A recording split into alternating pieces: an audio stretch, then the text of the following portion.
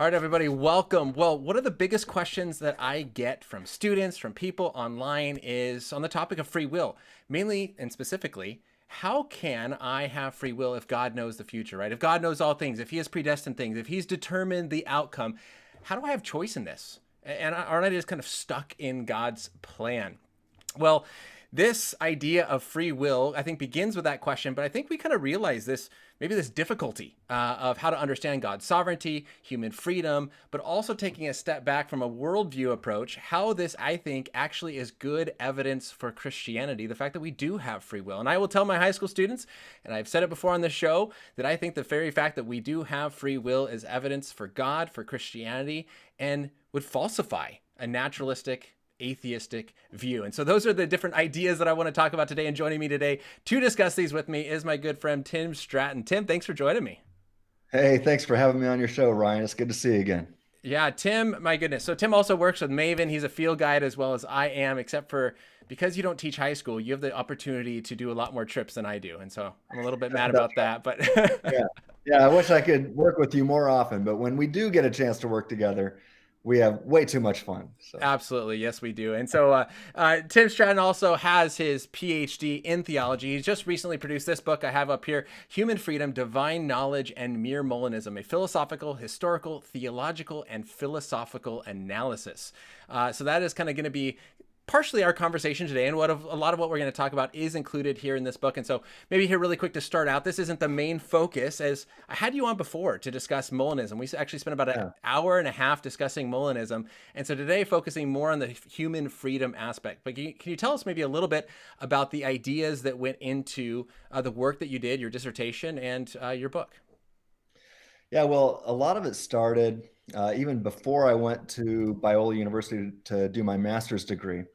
I did start thinking quite a bit about the topics of free will and determinism. In fact, I used to be an exhaustive determinist, what I refer to as an exhaustive divine determinist. ED is a good acronym to remember that by, exhaustive divine determinism. I used to affirm that. So not only was I a 5-point Calvinist, I applied that across the board, that determinism across the board universally. And therefore, I reached the conclusion that I did not have free will. I started interacting with atheists and realized that they called themselves free thinkers, but at the same time denied free will. And I thought, well, that's kind of contradictory. And I started pressing that more and realized, wow, if they believe that physics and chemistry ultimately runs the entire show, and if physics and chemistry causally determines them to affirm a false belief, then they have no ability to reason otherwise. They have no ability to infer or affirm a better or true belief. And yet they claim to be free thinkers. And I realized, well, that's a problem. And then it hit me. And I realized, wow, I've got the same problem, but for different reasons, because I believe that God causally determined everything about me. And even when I would affirm a false belief, I believe that God made that happen. And therefore, it would be impossible for me to infer or affirm a better or true belief. And so I started really studying free will and different views of free will, and came to the conclusion that we do have to have free will in the libertarian sense, at least occasionally, at least in appropriate circumstances, if we are really going to affirm that we are rational creatures who can rationally infer claims of knowledge and affirm claims of knowledge. And so then I realized, okay, how are we going to make sense of that? And so, yeah, I've really spent the last decade focused on this issue. Yeah. As a Christian, then, when I realized, wow, I do have to affirm free will. What do I do with all the passages of Scripture that I thought made it clear that determinism was true? And so, in my book that you already showed, I spent so much time not just with the philosophical arguments, arguing for libertarian freedom, but then with Scripture and theological arguments, trying to make sure we have a systematic view that all works with each other, that's not affirming any contradictions, and makes sense of all Scripture. So that's, in a nutshell, what's behind the book. That's wonderful to start out with. And again, like I think what I want to start with here is a lot of definitions, because I think at least, my thumbnail talking about what atheism can't explain, that Christianity explains it better. What is free will? We have to know what free will means, what we mean by atheism, because one of the last videos I did with Frank Turk, it was like a 2-minute short video on how atheism makes reason impossible. It upset a lot of atheists. And because, again, there's some different views when it comes to atheism. So I want to take some time to try to explain this in a or maybe define things in a way that we can all kind of be on the same page as to what we're talking about. And that hopefully then in this conversation, what we're going to be doing is giving a good argument that free will actually does exist, how that really does disprove naturalism and atheism, and then pointing to Christianity. And hopefully then knowing how free will fits in with our Christian beliefs, and then be able to defend free will and why that is good evidence for God, then allowing us to faithfully live out our Christian beliefs as we evangelize and we talk to people, and giving us another tool that we can use to start conversations that can hopefully bring people into the kingdom. And so that's the goal that we have here. So maybe a few definitions right off the start. When you say free will, how would you define free will? Yeah, well, in my book, I give several definitions. I'm talking about libertarian free will. So many often say, well, what is libertarian freedom? It is the conjunction of two propositions. One, that free will is not compatible with determinism, along with the other proposition that at least occasionally we are free. Others would define it by saying you've got free will if you have the ability to do otherwise. That's also known as the principle of alternative possibilities, abbreviated as the PAP, the PAP. Right. So if I have an ability to think, believe, or act otherwise, then you would have the principle of alternative possibilities, and you would have libertarian free will. But oftentimes I note that I might not be able to demonstrate an ability to do otherwise, but if I can demonstrate that I am simply the source of a thought or action, if I'm the first thinker or the first mover ever, in a sense, as Aristotle might say, then I've still got libertarian freedom, as long as I'm not causally determined in thought or action when I think or act. If I'm not causally determined by something or someone else, then I'm free in a libertarian sense, even if for some weird reason I couldn't think or act otherwise. Oftentimes, though, or I should say, whenever possible, I like to defend a definition of libertarian freedom that is stated like this: that I've got libertarian freedom if I possess the ability to ever choose between or among a range of alternative options, each of which are compatible with my nature. So the key there is, I'm saying I've got a range of options, of alternative options, each of which is compatible with my nature at a given moment. And so it's key not to miss the word compatible there. I'm not saying that libertarian freedom is the ability to do something that's not compatible with my nature. I simply point out that at least occasionally I have multiple options that are each compatible with my nature at a given moment. So if that's true, then I've got libertarian freedom. And I think that's good, because I find that, I spent this morning actually dialoguing with atheists on Twitter, because I was wanting more of their objections and more of their thoughts behind this, to be able to kind of present some reasons if they didn't join. If you're here, awesome, thanks for being here. But I was trying to get the best I could from them, and it seemed like some were making this objection of like, but we are confined, we are constrained, there are some restrictions, in the sense that and they weren't saying this, but like, I can't just go fly like a bird. I can't swim for an hour under the ocean without like a fish. Like, That's my fair. nature does confine me. My nature does restrict me in the things that I can do. But with your definition, that doesn't take away free will. Not at all. It just means there's some things I can't do, but that doesn't mean that there's not several things that aren't available to me. I even though I can't flap my arms like wings and fly like a bird to the top of a skyscraper, that doesn't mean I can't take the stairs. It doesn't mean I can't take the elevator. It doesn't mean I can't take a helicopter to the top. It doesn't mean I can say, no, I don't want to go to the top. I'm just going to stay down here and look up there. It doesn't mean I still don't have a range of alternative options that are each compatible with my nature at that moment. So if I ever have the ability to choose between or among a range of options that are each compatible with my nature at that moment, then I've got libertarian freedom. But like I said, even if I don't have that, but I can show that I am the source and not causally determined by something or someone else, then I've still got libertarian freedom. So oftentimes I'll go back and forth between those, but whenever possible in my book, I do argue for that being able to choose between a range of alternative options, each of which is compatible with my nature at that moment. That's good, because I think a lot of times today, people hear free and they think, "Oh man, free! I can do anything." And it's like, no, there's a Right. lot that you are a free being, but there's still a lot of things that we should not do, and there are things that we cannot do. But that doesn't take away from our freedom. Yeah. Freedom is the ability to do what you're being created to do. Yeah. Things consistent with your nature, not being able to do anything. Now, you've also already a few times used the word determinism, or this, causally determined. So, can you kind of help us understand what is determinism for those who don't know, haven't heard that word? Yeah. What I am arguing against is the view that something or someone else always causally determines everything about you.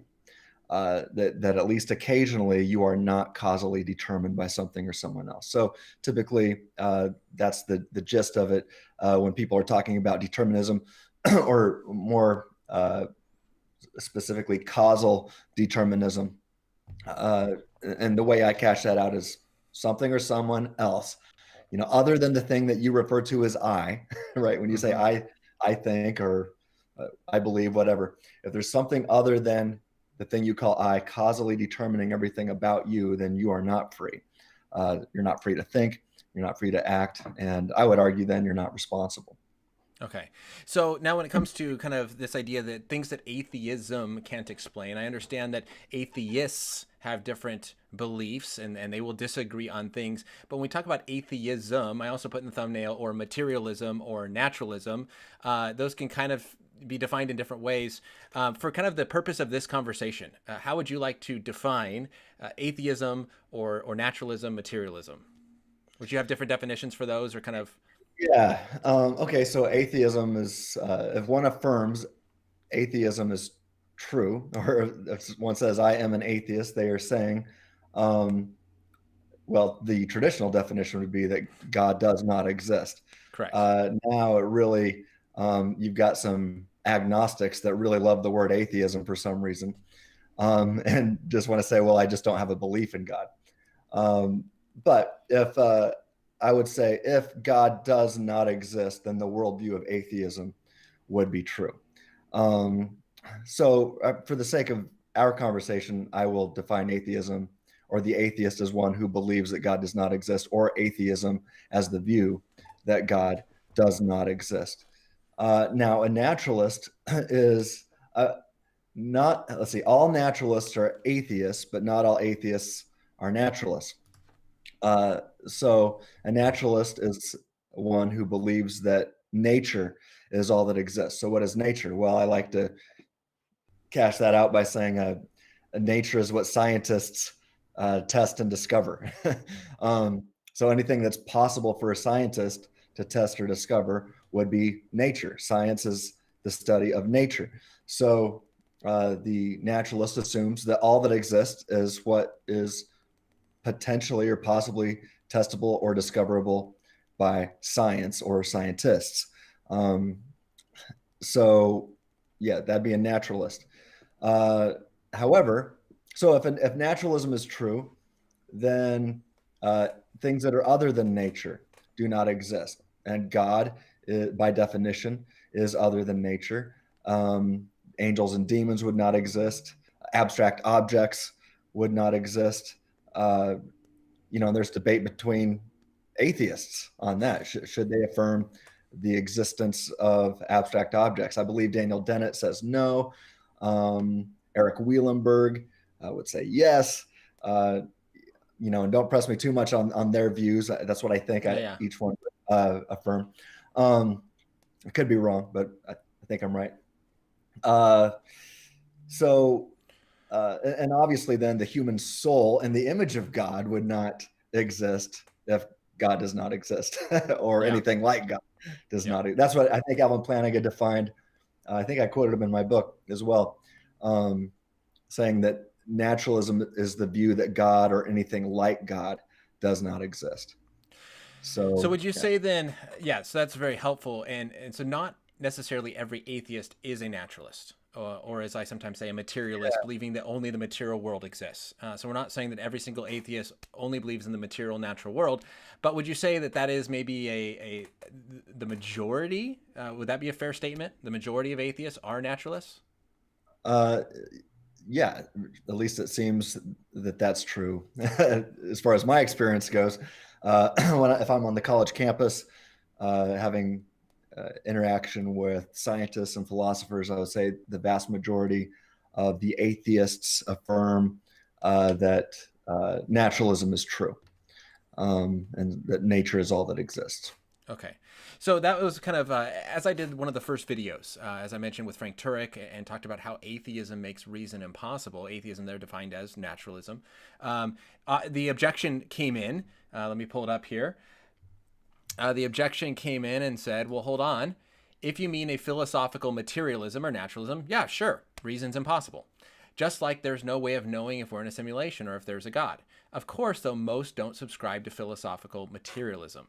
And so, kind of what would your thoughts be on this of atheists saying, yeah, if naturalism is true, there is no free will, but you can be an atheist and not a naturalist, and so therefore you don't need God to believe kind of in free will. Okay, well, several things. First, we can possess. Did they say that we can't know if God exists? Is that what they said? It says there's no way of knowing if we're in a simulation or if there is a God. Okay, well, first of all, I disagree with that. We can possess knowledge of God's existence. I would say we can know it via, maybe something similar to what Alan Plantinga would describe as a warrant and proper function. And, if that's not working for you, we can also know it via reason and logical argumentation. It seems like many Christians over the past 2,000 years haven't had access to arguments, yet they would say that they knew that God existed. Well, maybe something like what Plantinga describes is true, but I also know people personally who uh, uh, didn't have that sense at all. But they came to believe in God and the truth of Christianity via evidential means and through argumentation. And so I think you can come to God. I think that's how awesome God is. He provides several different means to find him. But so that's the first thing. I think we can know that God exists, contra the claim there. But Yeah. second, I'd want to ask, what does he mean? Um, let's see. Was that? Let's see. Do you have the? I'm trying to. Oh yeah, there it is. Of Yeah. course, most of us don't subscribe to philosophical material. Yeah, what does he mean by most of us? Is is what I want to know, because I would I would reference Sam Harris, um, Stephen Hawking, Richard Dawkins, Alex Rosenberg, Sean Carroll. In fact, as I footnote in my book, the vast majority of philosophers today, especially scientists, but I think this is a survey of philosophers as well, would affirm this determinism that would follow from naturalism being true, and even many theists would hold that view as well, and I would disagree with them as well. So, of course, I'm not arguing that all assume such a view. In fact, in my book, I quote a couple atheist philosophers who would agree with me regarding the libertarian freedom to think and reach rational conclusions.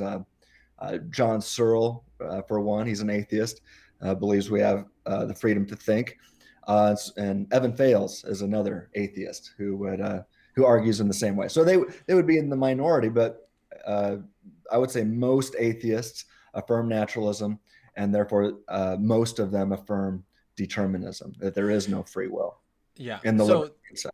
that's wonderful, and that's helpful. And so I guess the question then becomes, and we're going to get to this in a moment, of your free thinking argument, kind of for God's existence, on how we can show this idea because we are thinking, because we have free will, that is good evidence for the soul and for the existence of God, and we'll get there.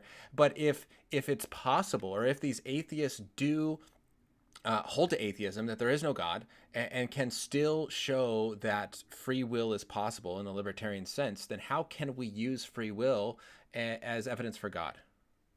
if it's still possible without God? Uh, well, I don't. That's Or would you that's say, or would you say then the atheist who like this comment says, well, yes, if naturalism is true, there is no free will, but I'm not a naturalist. I can be an atheist, not be a naturalist, hold the free will, and it makes perfect sense within my worldview. well, I would push back on the perfect sense, and I'm going to say, what's the best explanation of freedom here? And so I would say, well, let's look at. So I would say, I mean, as far as I know, John Searle and Evan Fales, I could be wrong here. I haven't read all their work, but I don't think they provide models trying to explain. And I have seen some atheists try to provide models that would give them access to libertarian freedom, and I don't think they're successful. But I do think that theism does have access to this. So then I would just say let's engage in the inference to the best explanation at this point. Yeah. But like I said, the vast majority of atheistic naturalists affirm exhaustive determinism because they realize that there is no, there's not really a good model out there on a naturalistic view that would allow the libertarian freedom to think and to be rational.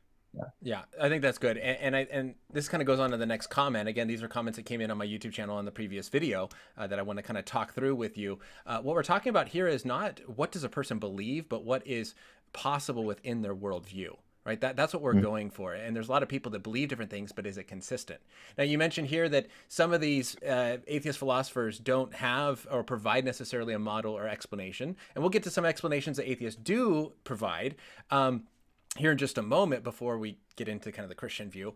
But this guy commented in and said, you don't have to know the origin of a car to use it, nor do we have to have an account for reason or free will. We simply have to apply it and see that it works or is reliable. Having an explanation that can account for something does not show the explanation is true. So what would you say to this idea of like, yeah, these philosophers, yeah, they don't have models, but you don't have to have a model. We can apply free will and thinking and therefore know it's true without having an explanation for it. Okay, well, I'd say that's pretty boring and unacademic. I mean, sure, that's just why it's called the inference to the best explanation. Usually, rational people want to figure out things and figure out what is the best explanation for this thing that we're using. So, yeah, that's the inference to the best explanation. It's what philosophers, historians, lawyers, judges, juries, detectives, and even medical doctors engage in every single day. They look at all the data and infer the best explanation based on the data. And moreover, one does not have to know, for example, where babies come from to run a nursery, right? One can do just fine taking care of little kids if they believe that the babies come from a stork. That the stork flies the babies in. You can still run a nursery. However, it says quite a lot about a person who isn't willing to look at all the data to see if, said babies or belief in babies coming from storks is the best explanation based upon all the data or not. So now, again, it'd be quite problematic for, if one's worldview said there's no such thing as babies and they ran a nursery. I mean, that'd be well, and that was my response to this objection. Is I said, yeah, you don't have to know the origin of a car in order to drive one. But if your worldview says cars don't exist and you're driving a car, there's a problem. Right. So if you have you have a naturalistic worldview that says there is no free will or free will is impossible, everything is determined, yet you believe that there's free will, there's a contradiction there between what you believe and your worldview. And that's what we're trying to point out here. The other, I think, approach that you're taking that is so good is then we can do inference to the best explanation. Okay, we both agree there's free will. Good. What's your explanation for it? Well, we have a God explanation, which we'll get to later in the conversation, and we have a naturalistic explanation that is what we're going to look at here in a moment, and which one actually makes more sense. So here's a baby, stork, or human reproduction system, right? Like, even though you have an explanation doesn't mean it's true. And so as this comment points out, having an explanation that accounts for something doesn't mean the explanation is true. Absolutely. Right? Just because you say stork or reproduction system doesn't mean you're right. The question is whose explanation actually fits the way the world works. That's right. So, yeah, with Christmas coming around the corner, we can engage in that too. What's the best explanation for the Christmas presents under the tree? Is it Santa Claus or your parents? Yeah. Or they popped into existence out of nothing. That's right. Under the tree. Yeah. So again, I just want to clarify that, because if the atheist is watching, I think there's two different ways to approach it. Is if your worldview says there is no such thing as free will and you believe it's true, you have a contradiction that has to be solved. You either have to give up free will or change your worldview. Now, if you do think there's a good explanation, or that your worldview offers an explanation, now we have to evaluate those explanations. So here's a couple comments that came in on that. First one, reason or free will is an emergent property of the brain that has developed over many years of evolution. If it did not work to benefit the human species, the capability most likely would not have been developed. So here's a naturalistic explanation. Evolution gave us our free will and our reasoning abilities. What would you say?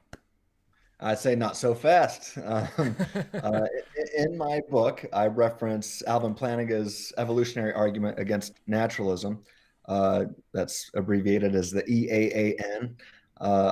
But yeah, it's evolutionary argument against naturalism. And this argument shows that there's an undercutting defeater against the beliefs of the evolutionist who also affirms naturalism, since his belief forming faculties are not aimed at truth. What are they aimed at? They're aimed at survival.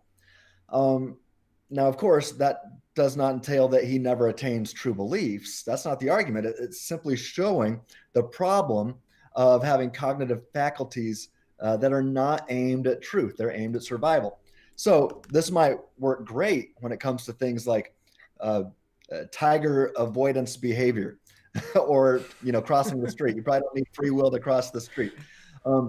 But why think it should apply to metaphysical beliefs like the ones we're discussing here? Now, really, this gets us to premise 3 of the free thinking argument that I'll be sharing here in a little bit, but I'll give you some a little foreshadowing here. There you go. Yeah.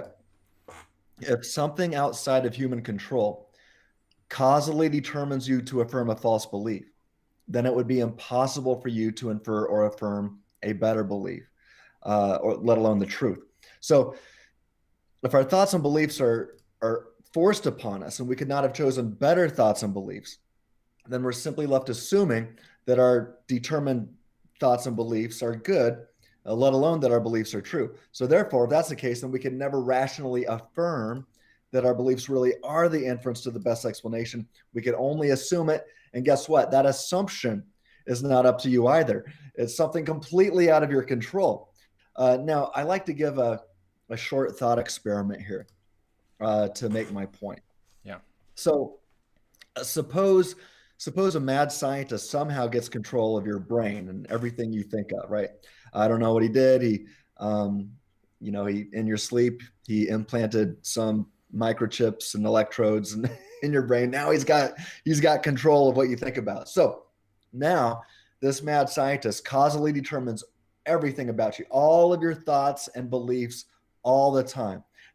All your thoughts about your beliefs and all your beliefs about your thoughts, all of them. None of them are up to you. They're all up to the mad scientist. So this includes exactly what you think of and about, and more importantly, exactly how you always think of and about it, right? So not just the what you think of and about, but the how you're thinking of and about it, always. So all of your thoughts about your beliefs and all your beliefs about your thoughts are caused and determined by the mad scientist. This also includes the next words that are forming in your head and the next words that'll come out of your mouth.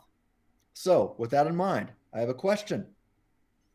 How can you, not the mad scientist, rationally affirm the current beliefs in your head as good, bad, better, the best, true, or probably true? Right? Note the range of alternative options from which to choose. Right? How can you, not the mad scientist, rationally affirm that your current beliefs in your head are good, bad, better, the best, true, or probably true without begging the question, which is a logical fallacy?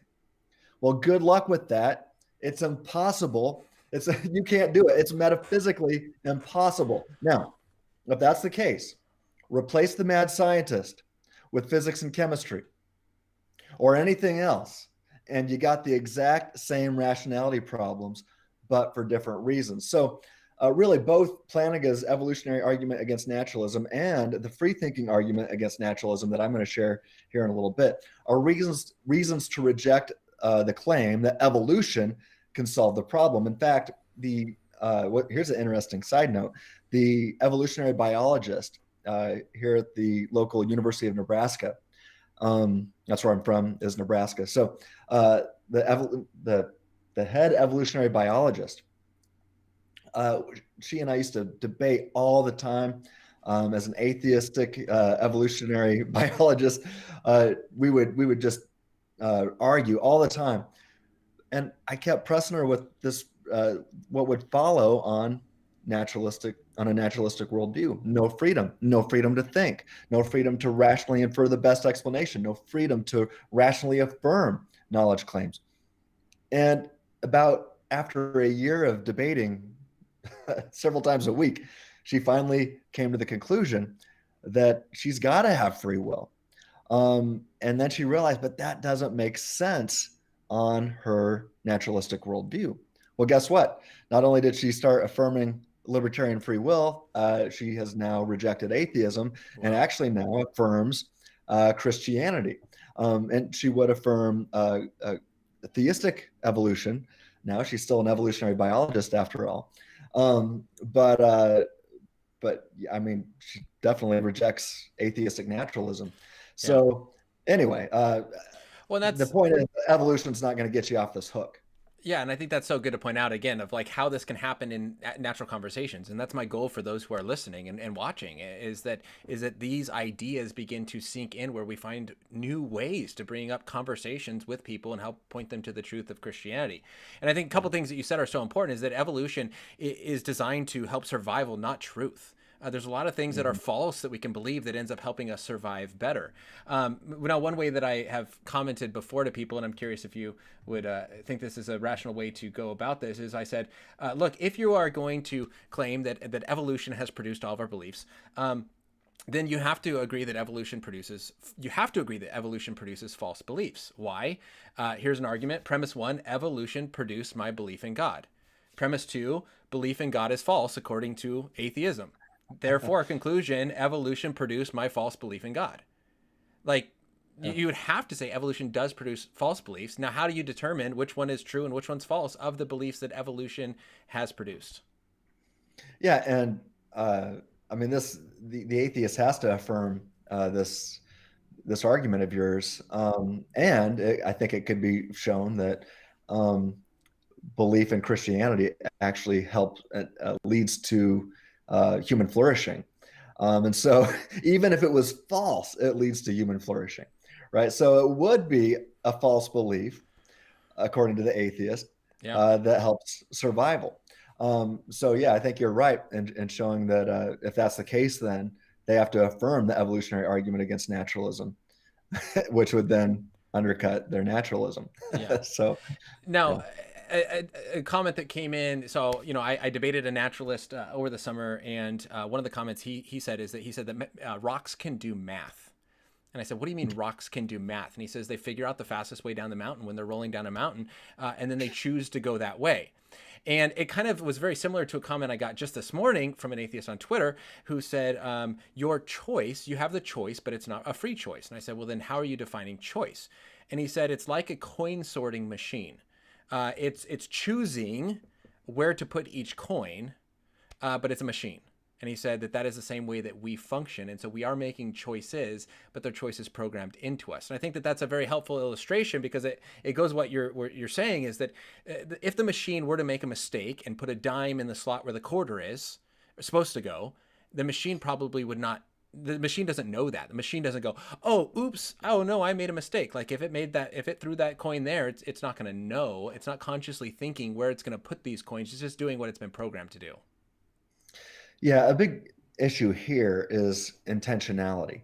Rocks do not possess intentional states of consciousness. Yeah. And so what is intentionality? Philosophers usually cash that out by saying intentionality is the ofness or aboutness of something else. So my table is not of or about my chair. My laptop is not of or about this light, but I can take a moment to think about my wife and about my son and of my, of other things. I have an ability to be of and about things, right? Rocks do not have that.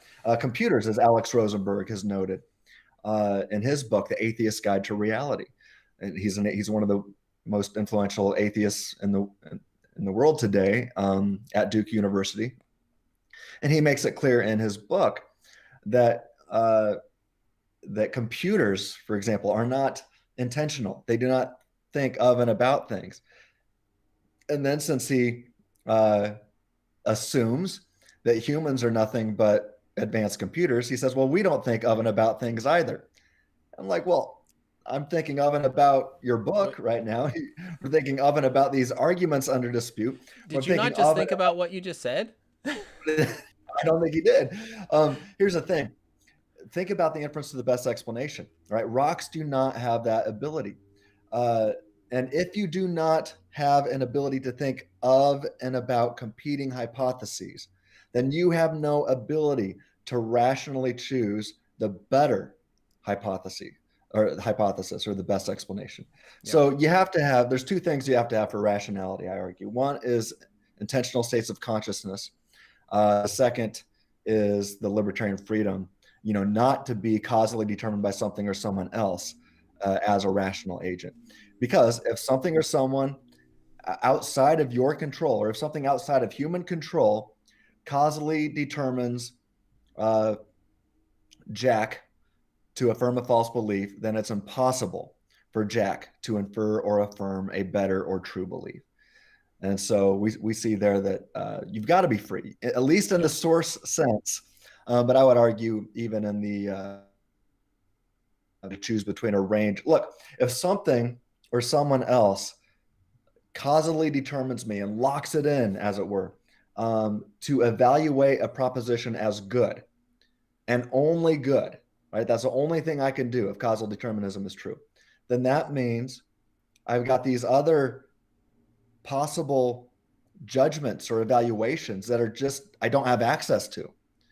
Well, if something other than me, if that mad scientist, again, causally determines me to judge or evaluate a proposition as good, then I have no ability to access the judgment of bad or worse or not as good or probably false, right?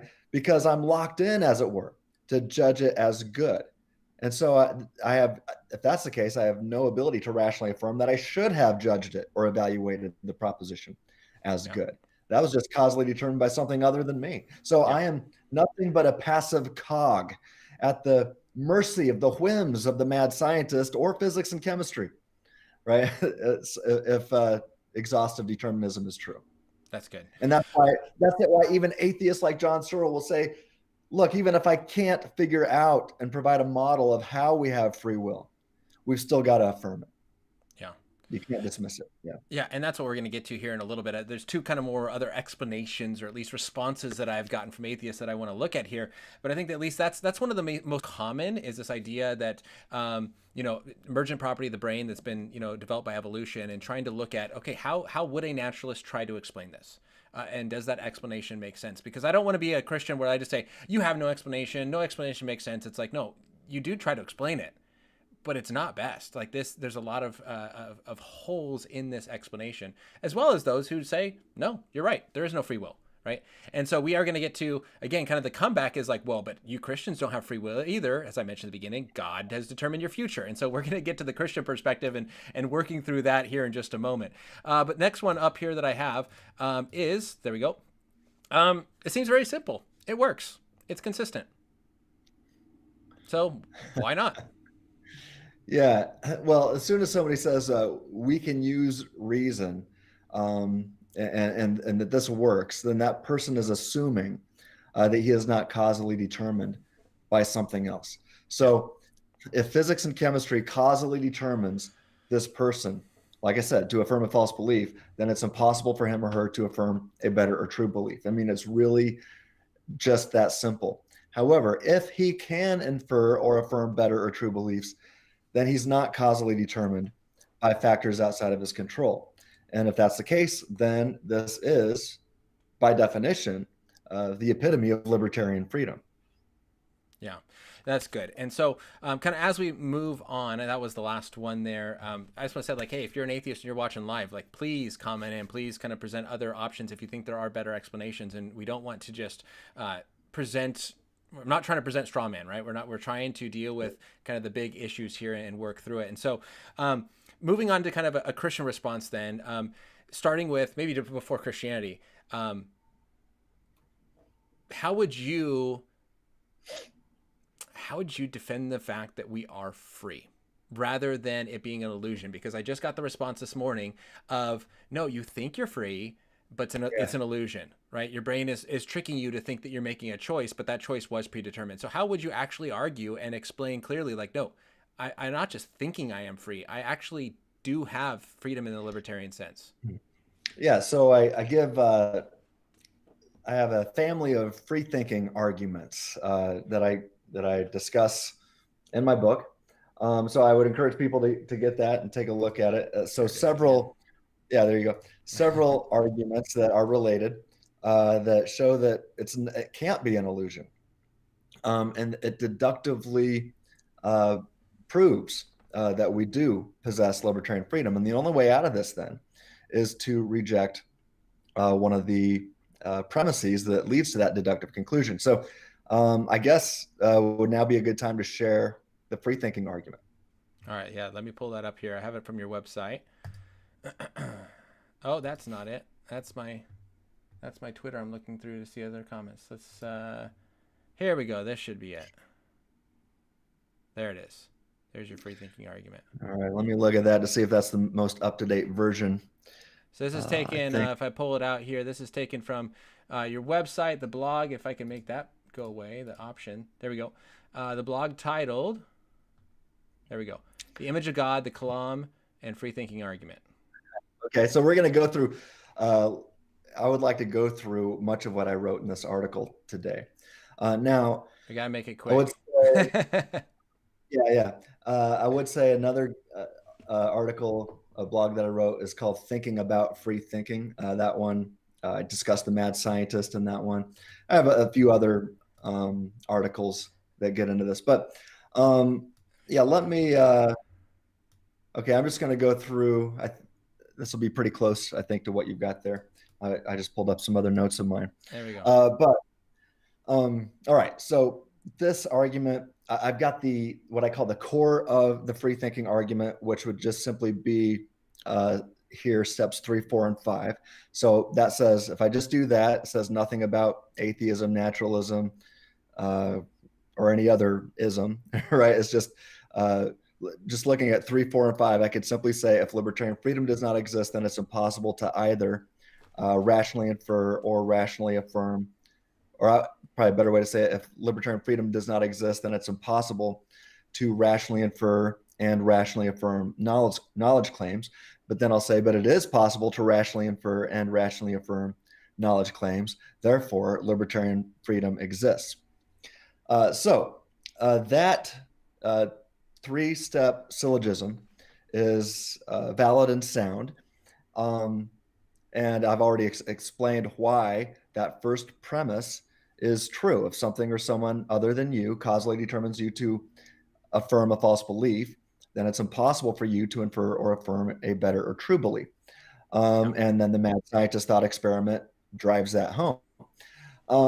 So now all you've got left is to deny that other premise and say, no, it's not possible to rationally infer and rationally affirm knowledge claims. Well, think about that. I mean, nobody wants to do that.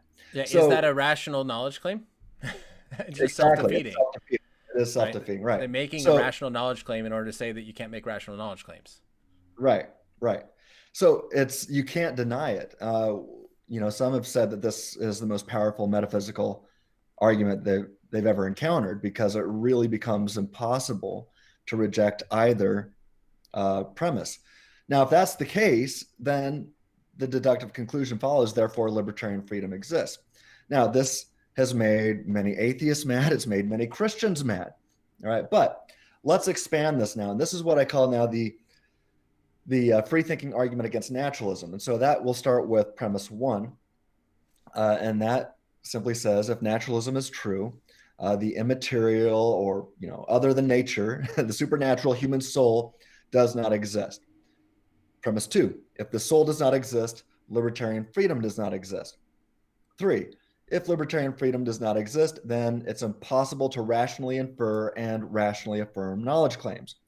4, it is possible to rationally infer and rationally affirm knowledge claims. 5, therefore, libertarian freedom exists.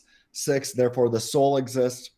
7, therefore, naturalism is false. And 8, the best explanation of the existence of libertarian freedom and the soul is God. Now, I like to even make it stronger sometimes and say the best explanation of the existence of libertarian freedom and the soul is the biblical view of God. But with that said, let me quickly defend the first 4 premises very, very briefly. Yeah. The first step, premise 1, the first step of the syllogism is synonymous with, if naturalism is true, nature is all that exists, right? That's non-controversial since it's true by definition. That's what it means, right? Yep. So rarely does an atheist try to refute that one. Premise 2 is tantamount to, if all that exists is nature, then all that exists is causally determined by the forces of nature, the initial conditions of the Big Bang, and things outside of human control. Now, that's what naturalism, by definition, seems to imply. And it seems to be the view of the majority of academic naturalists in the world today. In fact, to defend this premise, I often quote, some of the folks I mentioned earlier. Sam Harris wrote a whole book on it. Richard Dawkins, Stephen Hawking, Alex Rosenberg, Sean Carroll. I mean, I could go on and on and on. They make my case for me. They defend premise 2 for me. Now, as I noted, there's a couple atheists that will disagree with these guys. And I think, anyway, let's bracket that. I'll get back to that. All right. So the vast majority of atheists defend that premise for me. Premise 3 communicates the fact that if something outside of human control causally determines you to affirm a false belief, then it would be impossible for you to infer or affirm a better or true belief. So think about that. If all of our thoughts and beliefs are forced upon us and we could not have chosen better thoughts and beliefs, then we're simply left assuming that our determined thoughts and beliefs, which are not up to us, are good and true.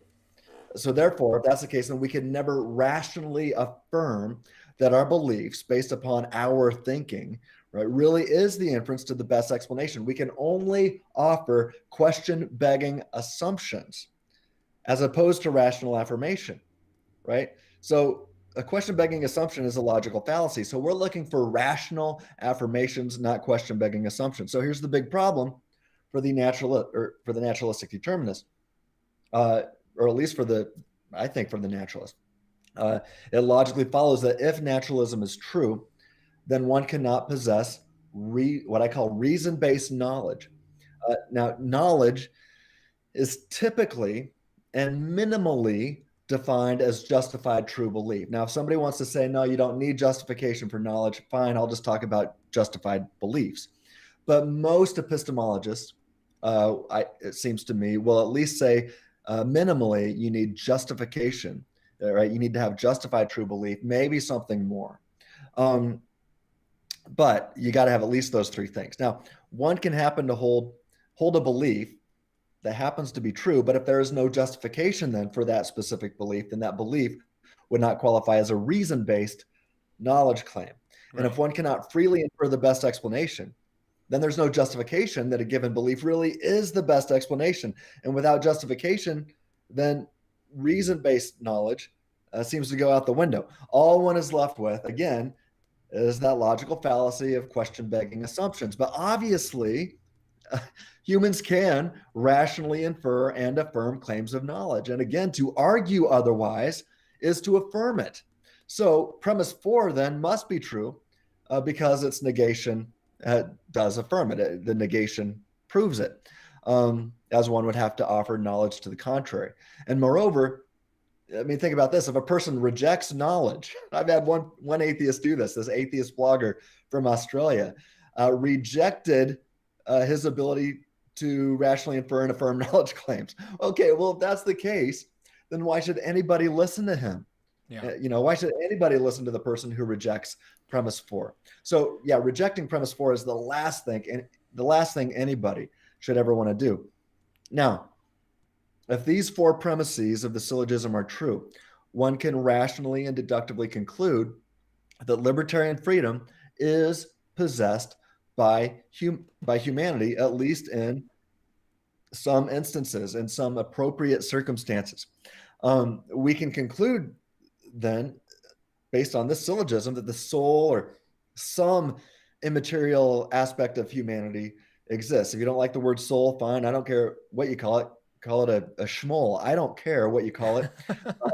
We're looking at some kind of immaterial, other than nature aspect of humanity. Now, Yeah. finally, we can then deductively conclude that naturalism is false. So that is to say, conclusions 5, 6, and 7 are all deductive conclusions. And this means that they must be true if the premises are true. And since we have good reason to believe each of the premises are in fact true, we also have justification in the affirmation of each of the deductive conclusions. So that leads us to that abductive conclusion. And really, I have argued with some atheists. One philosophy grad student who's an atheist, he wound up affirming each premise and each deductive conclusion, and then just said, "Nah, I reject your abductive conclusion." Number 8. And I'm like, "Yeah, number 8." And I said, "All right, let's compare explanations here. What do you think is a better explanation?" And that's where the fun begins. Now, I think atheists really quickly, like John Searle and Evan Fales, would probably they want to go after premise 3, which is what most people do. But these atheists would go after premise 2. Okay. And that's where the debate would be. But the vast majority, premise 3 is like bait, like on a hook. I cast out the argument, and premise 3, that's all they see. You just want to bite that hook. And I think that's a mistake. If I was an atheist, I'd go after premise 2 or affirm everything and then talk about abductive conclusion 8. So So I just want to kind of present an idea to you here. If I can get I don't know why my camera is not switching over to me here really quick. There we go. Looking at your argument, an illustration that I often use for this is calculators. And so kind of like, again, the atheist this morning that told me that we're just like a coin sorting machine sort of thing. It's just you're doing whatever you've been programmed to do. If naturalism is true and you have no soul, then we lose what you talked about there is this intentionality, right? That there's no aboutness, right? It's our soul that gives us our intentionality. And so without that, I would, the illustration I often use is like, you're like a calculator. And so if you program a calculator to when someone inputs 2 + 2, it equals 4, and you program another calculator to say when you put 2 + 2, it equals 7, and you leave those two calculators in a classroom by themselves, the calculators are not going to be able to figure out which one is producing the correct answer to 2 + 2. Because they don't have consciousness, they don't have intentionality. And so if you're going to say naturalism is true, there is no soul. You are just a programmed computer. You are just a programmed coin sorter. You are just a whatever. Your consciousness and your intentionality is an illusion. You are just doing what you've been programmed to do. Then how would we be any different than a calculator that has been programmed to say that 2 + 2 = 7? The calculator will never, without intentionality and consciousness, be able to know that it was programmed incorrectly. It doesn't have that sort of thought process. And so would you say that that's a helpful kind of illustration of what kind of a naturalistic position is we're calculators, therefore there's no soul. Without a soul, without that libertarian freedom, the calculator is not free, there's no intentionality, then it's impossible to actually have knowledge. The calculator doesn't know what it's doing, it's only doing what's been programmed to do, so it can't rationally infer any knowledge claims. But the fact that we can come to a true conclusion, the fact that we can think about the math problem, know which one is true and false, then leads to your points there. Would you say that's a kind of a helpful way to look at your argument here?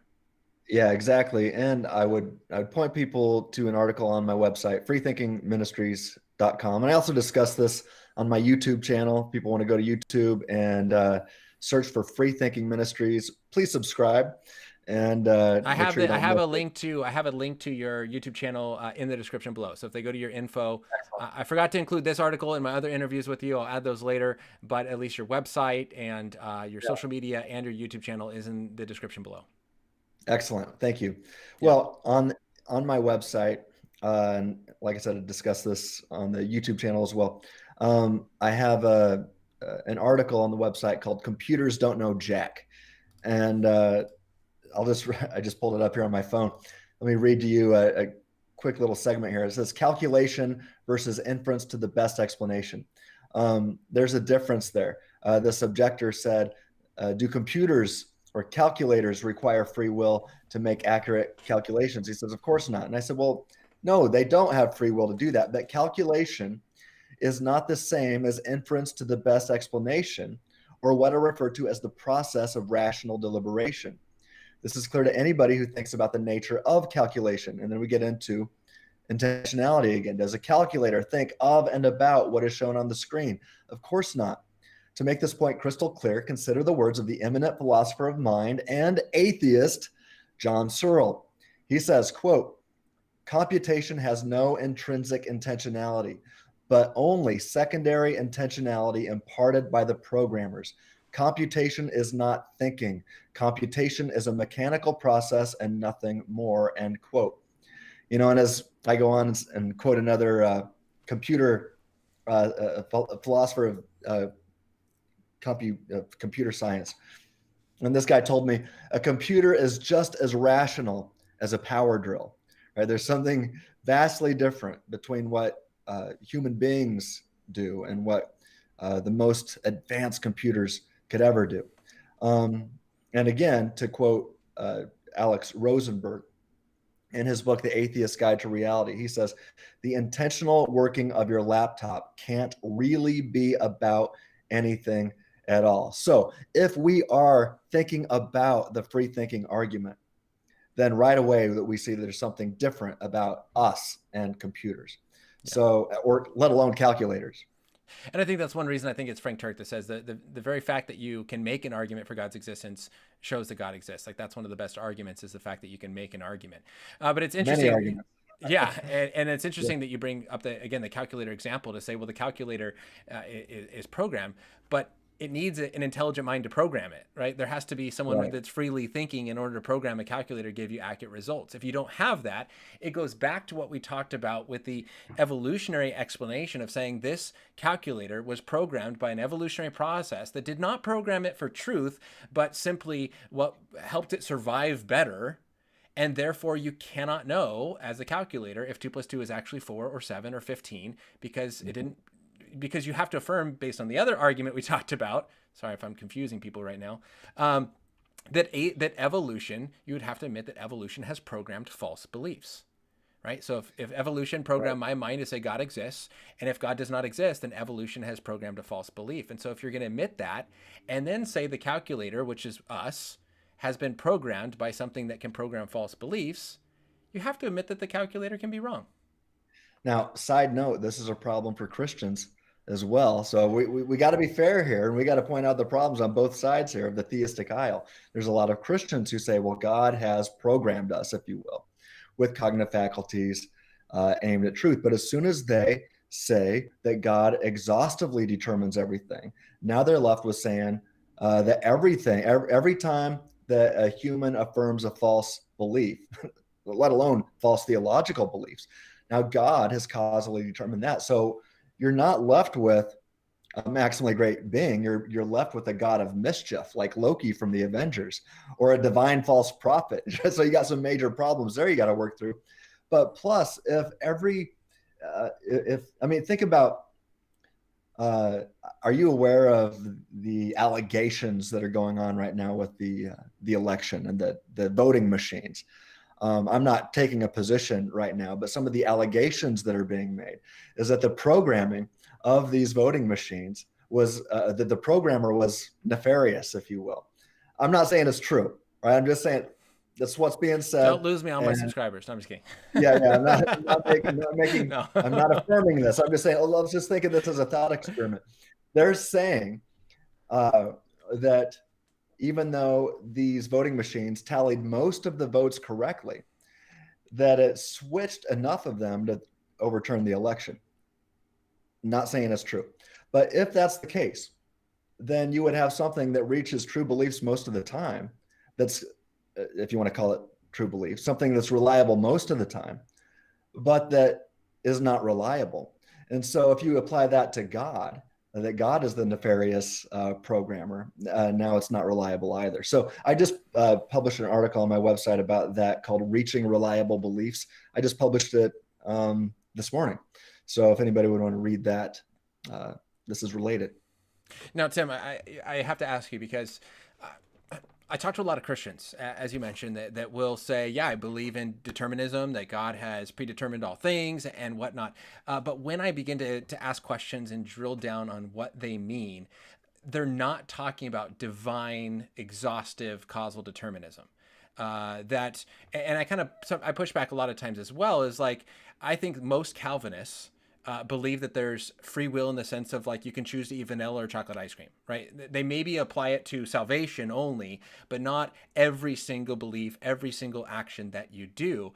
And even then I talk to a lot of Calvinists that do, I think, in my view, legitimately fit free will into God's election.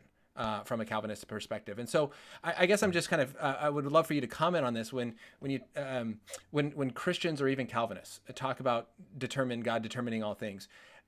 How many are actually describing exhaustive divine causal determinism versus God is in control?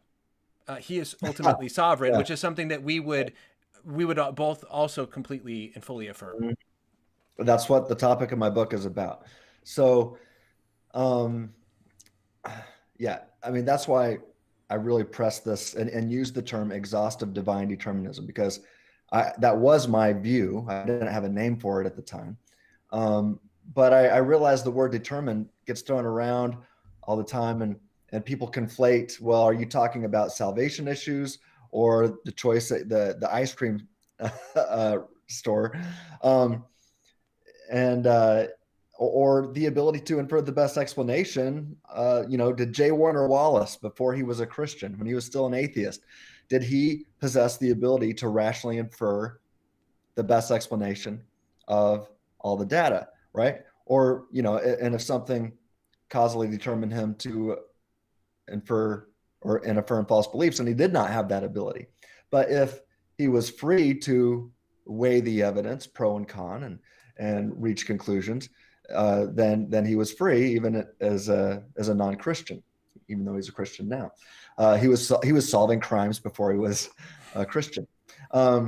So I started using the term exhaustive divine determinism to really see who is committed to saying, no, God causally determines everything, and to see who is saying, oh, okay, no, God causally determines X, Y, and Z, but not A, B, and C.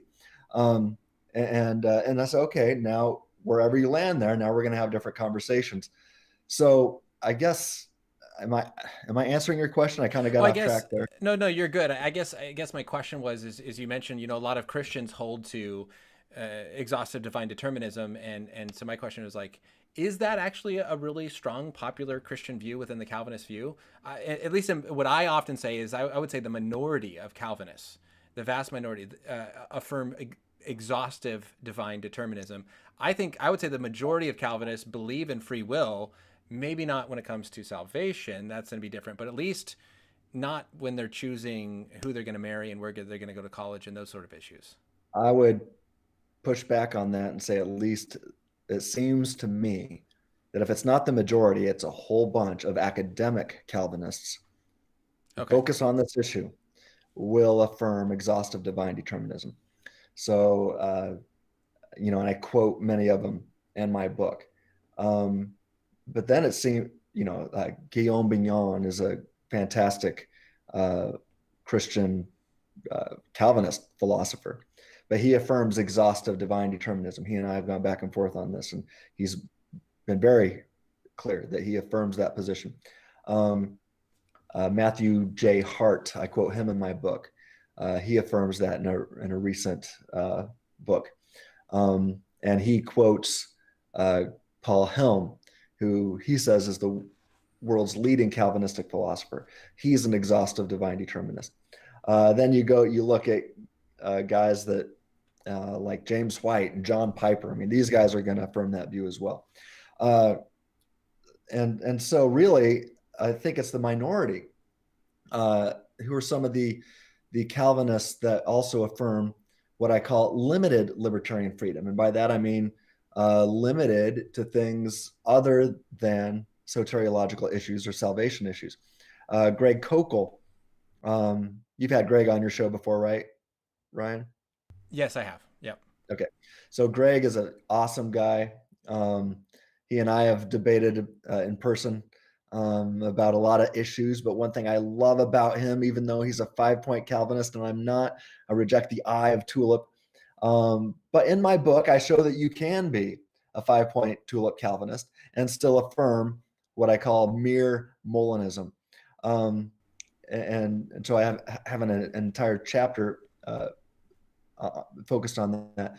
But Greg Kokel is awesome because even as a 5-point Calvinist, he argues that we've got to have limited libertarian freedom. And I quote him in my book on a couple occasions because his argument is so good. You got guys like Oliver Crisp, who's very open to libertarian freedom as a Calvinist. What's his name? Mueller. I can't think of his first name right now. Can drive me nuts.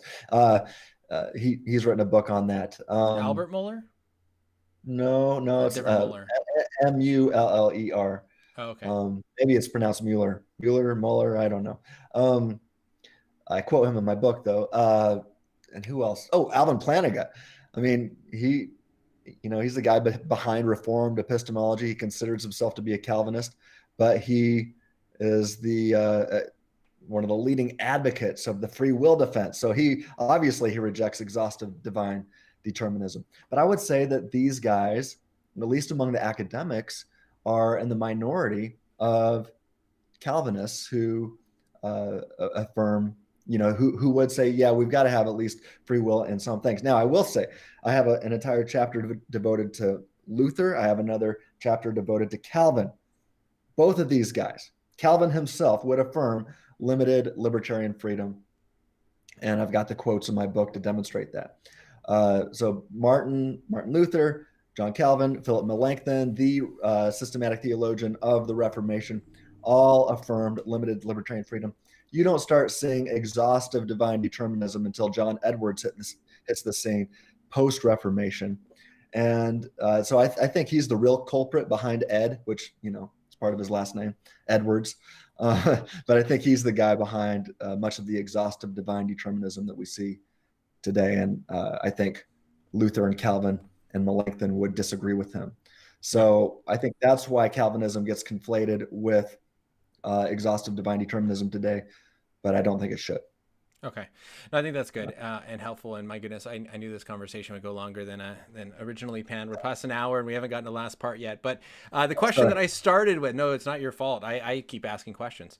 The question I started with of this idea that really is presented in part 8 of your argument. So I'll bring that back up again so people can see that. Here we go right there. That's not it. That's another thing I'm looking at. Oh my goodness, I'm all over the place. This should be part 8 of your... There we go. Let me move my video.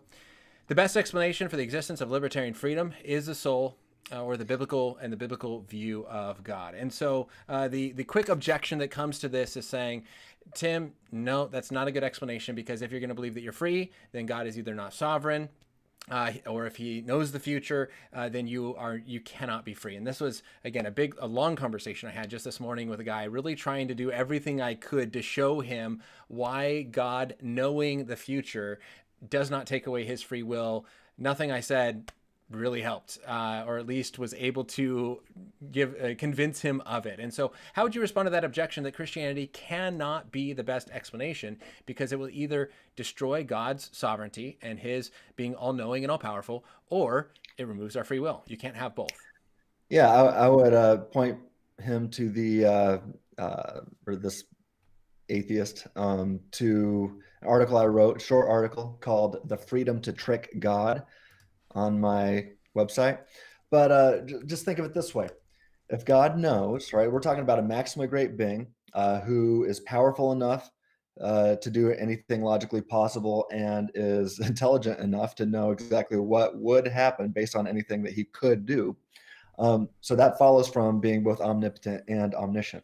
So if God knows that Sally, if he created her in freedom permitting circumstances, uh, that she had the ability to choose X or not X, but knew that if he created Sally with libertarian freedom in freedom permitting circumstances, that Sally would freely choose X instead of not X, then God chooses to create Sally in freedom permitting circumstances. Then God knows that Sally will freely choose X instead of not X. Now, all that changed there is God knew that Sally would freely choose X if created in freedom permitting circumstances. Then he creates Sally in freedom permitting circumstances. Now he knows that Sally will freely choose X. All that changes is would freely changes to will freely, but the word freely doesn't magically disappear just because God knows it. He's still powerful enough to create Sally in freedom permitting circumstances in which he is not causally determining her to choose X or not X. So at minimum, we've got sourcehood freedom, but I think you can argue even more for an ability to choose otherwise here. So why is it? Oh, sorry. Why is it that people take out that word freely? Like, why is it so common? And that's where, like, I don't understand, as you often hear this. It's like, well, but if God knows that it's not free. It's like, but why do we take that word free out of the equation? Well, they and to that, I haven't gotten a good answer. Yeah, that's why I say libertarian freedom is not the ability to trick God, right? That's why that article is entitled "The Freedom to Trick God." I think that's what I called it. So we've already discussed the definitions, the academic definitions of libertarian freedom. It is not the freedom to trick God or to do other than what God knows. That's simply not what it is. But knowledge does not stand in causal relation. So just because, and a good illustration is, imagine an infallible weather barometer. I discuss this in my book. An infallible weather barometer. So any location and date that you type into this thing, it's going to spit out the perfect weather forecast with no mistakes. It's infallible, right? So you punch in Spain 10 years from today, and it says, well, it will rain in Spain 10 years from today. Well, we wait around 10 years, and what happens? Well, lo and behold, it rains in Spain. Great. Well, did the weather barometer cause the rain in Spain? Of course not. There's no connection there. And so that's an illustration showing that knowledge, even infallible knowledge, does not stand in causal relation. So that's one objection against it. And secondly, it's just look at the sentence structure. God knows that Sally would freely choose X instead of not X if he creates her in freedom permitting circumstances. God creates Sally in freedom permitting circumstances. Now God knows how Sally will freely choose, or that she will freely choose X instead of not X in freedom permitting circumstances. Again, all that changed was would freely to will freely, but that word freely doesn't magically disappear. And those who are taking it out seem to be trying to pull a fast one. Yeah, and that's where I think it's so important to point out, it was happening again a lot this morning as I was trying to engage in these conversations this morning to see how maybe some of you, as you engage in these conversations, what atheists will say. And again, they don't represent all atheists, but to get some idea, one was actually frequently, can I surprise God? And I said, no, you can't surprise him. Well, then I'm not free. Well, it's not true. Your ability to shock someone or surprise them, or as you mentioned, trick them, does not take away your freedom just because they know you will do it. Like, I'm not surprised when I ask my wife and say, hey, what do you want for dinner? And she says, I would love some Asian food. Like, I'm not surprised by that. I just know that's her favorite type of food. And Yeah. and so because I know her now, again, but you could be wrong. Well, that's why it's an analogy. Of course, I could be wrong. I'm not all knowing, but my confidence or my ability to be wrong does not affect the freedom. And so that's Yep. I wanted to highlight that because that was something that came up frequently this morning was, well, but can I surprise God? No, you can't. That's right. But And that just doesn't look at take away my the freedom. It's just because it just shows that he knows. The second thing I think that you pointed out, and it's something I frequently say, is that knowledge does not stand in a causal relationship with the physical world. That's right. And I love your infallible weather barometer. I use something with my students, and I will hold up a marker in my classroom, and I say, I know that if I drop the marker, it will fall. Does my knowledge that it will fall cause it to fall? Right. Of course not. Yeah. Now, even if I let go, it's still the marker fell, but it's not my knowledge that it will fall that caused it to fall. Mhm. Gravity's causing the marker to fall. Mhm. And so knowing Yeah. something will happen or something could happen does not cause it to happen. Knowledge is That's right. not in a causal relationship. Good job. So yeah, I mean, it's and I wanted to hear your thoughts as well as share mine because I think this is just something that is hard for Christians to get and non-Christians. Of Yeah. but God knows. He knew that I Mhm. would choose him. Therefore, I had no choice. I couldn't have done otherwise. Well, of course you could have. You could have not chosen him, but he Yeah. would have known that. Now the open theist, well, I think open theism is wrong, but the open theist just says, well, God doesn't know, so you're free. So that doesn't work. But I'm like, well, you don't even need to go there because the definition of libertarian freedom is not the ability to trick God or to shock God. What is the definition? Look at those. And God knowing how you will freely choose does not change the fact that it was freely chosen. Yeah.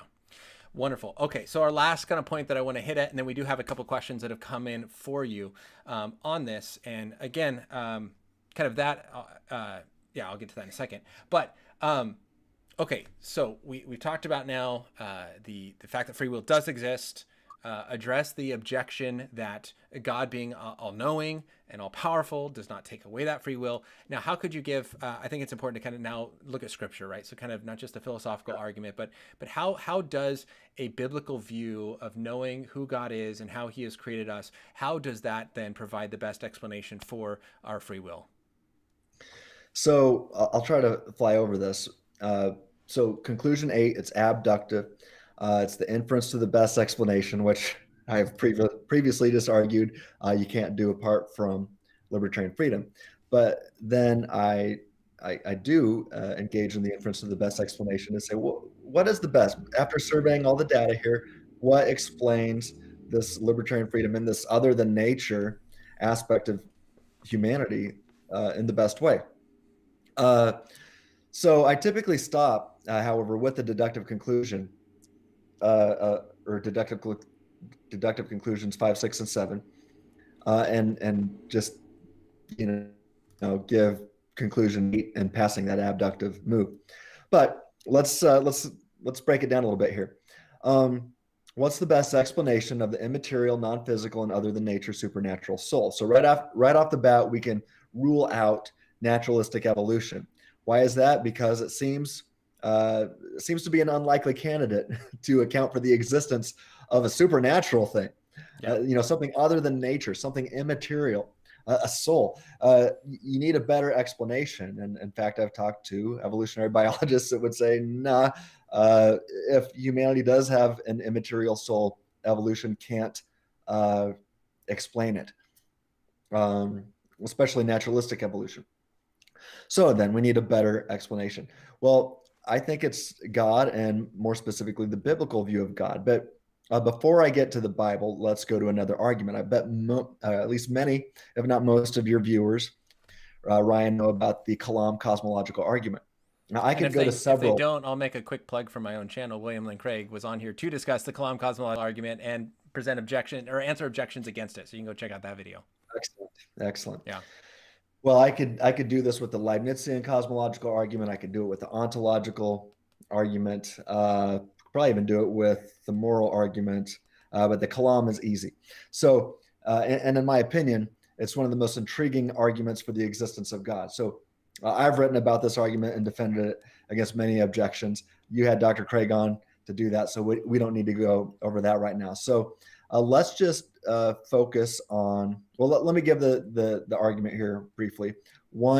Premise one, whatever begins to exist has a cause. 2, the universe began to exist. 3, therefore the universe had a cause. Now, so we're not going to defend the premises right now for the sake of time. So let's just look at the conclusion. Therefore, the universe has a cause. Now, the universe, that's a great conclusion. The universe has a cause. Big deal. It doesn't say anything about God or anything else. So let's now define the universe.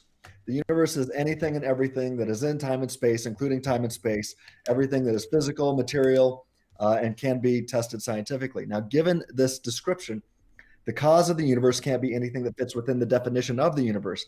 And to argue otherwise, one is left affirming logical incoherence, like the universe existed before it began to exist, right? So you can't do that. That's crazy. It created itself. Yeah, right. That doesn't make any sense. So need a better explanation. So what could have caused the universe to exist logically prior to the existence of all nature? Now, when you think about nothingness, right? Absolutely, you're thinking about absolutely nothing, then there's nothing to have a causal influence on anything else, right? Nothingness is causally impotent and therefore could not have caused the universe to bang into existence. That being the case, 2 very important questions demand answers. 1, what could exist apart from the space-time and matter and still have a causal relation with the physical / material universe? And 2, what attributes or properties must this cause of all nature possess? So this gets us into the rational inferences. Now, if the cause of the universe transcends space and time, then logically it's got to be timeless. And that means that whatever was the cause of time would have had no beginning because a beginning necessitates time. But if the cause existed apart from time and had no beginning, it can be inferred logically that this cause had no cause of its own, as it logically never began to exist and seems to exist necessarily. So it exists outside of time or exists eternally. Moreover, as the Big Bang seems to be the beginning of all space-time, and even if it wasn't, as Alan Guth has noted, an atheist physicist, there must have been a mother, it says a mother of all beginnings somewhere. Then, if that's the case, it logically follows that the cause of the universe, of all nature, had to have been spaceless.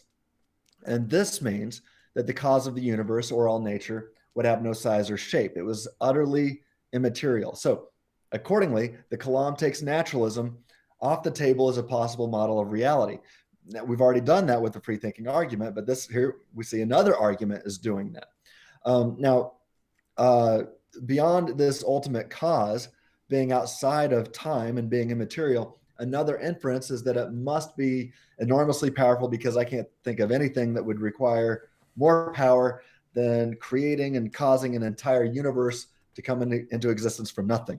Yeah. Moreover, not only did the cause of the universe have to have been apart from time and space, it also had to have had the ability or the power to spontaneously bring the world into existence without anything causing it to do so, because then, if that were the case, whatever the cause of the cause was would be the cause. But since this cause exists outside of anything physical, temporal, or material, none of these things could logically cause or force this ultimate cause to do anything. Therefore, what follows from that? The ultimate cause of the universe seems to have its own volition or libertarian free will, right? It's got libertarian freedom to act or not act. Now, apart from anything abstract, which if abstract objects exist by definition, they're causally impotent anyway. But apart from anything abstract, only an unembodied mind or a soul, something like we've concluded in the free thinking argument, could logically exist in nothingness, transcending space-time and all nature. So think about this. Persons are the only types of things that could possibly possess immaterial minds with free will. Again, this is supported by the free thinking argument. I call this an immaterial free thinking thing, right? That's how I define a soul, as an immaterial free thinking thing. So therefore, we can decipher that the cause of the universe is a personal being. right? Because persons are the only types of things that have minds or souls, if you will, with libertarian freedom. If the cause of the universe then is a personal kind of thing, then it's at least possible that it, whatever it is, can have a personal relationship with other personal beings.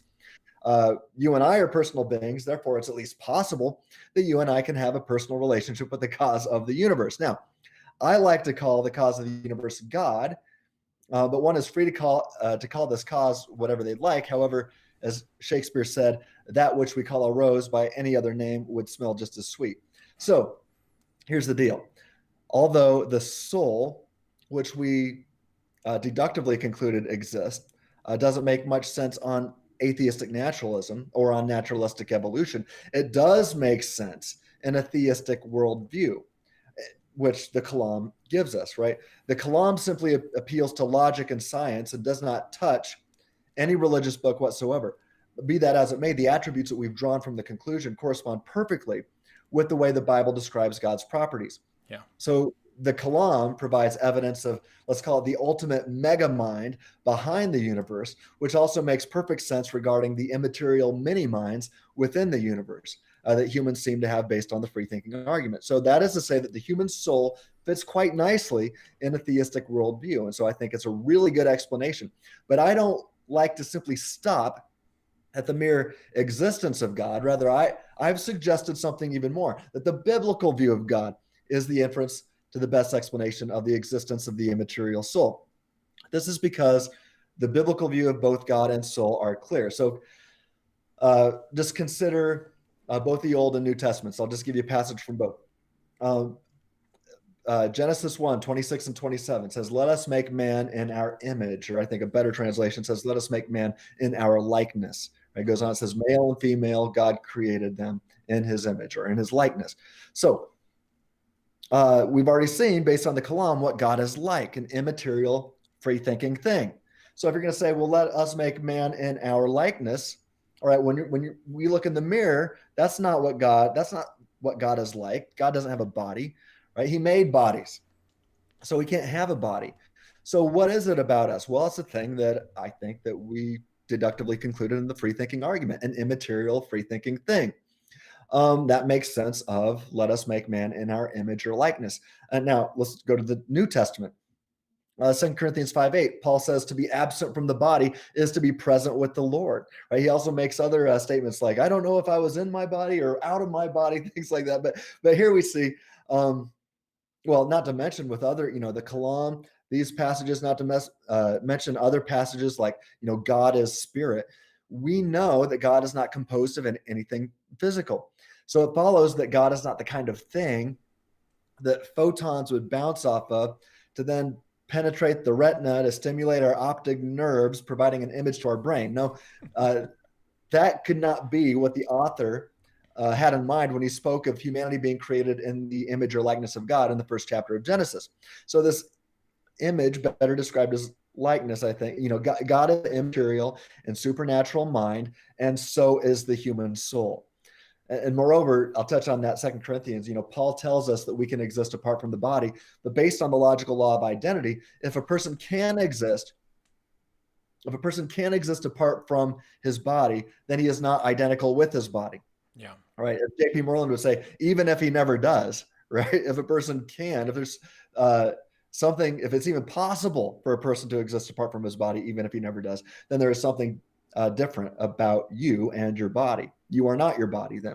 So Paul is referring to you, an immaterial human mind that has a body, but can continue to exist apart from it. So this immaterial mind is the human soul created in the image or likeness of God. Now, given the fact that we have argued both, one, that immaterial minds exist within the universe, and two, that we have evidence of a mega mind behind the universe, right? An immaterial mega mind behind the universe. We've done all this without touching a Bible.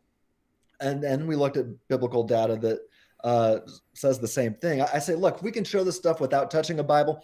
Perhaps we should take the Bible seriously when it affirms the exact same thing. So anyway, That's why I believe that the biblical view of God is the best explanation of the immaterial and libertarianly free human soul, which we've already deductively concluded exists. So that's a quick flyover of why I think 8 is true.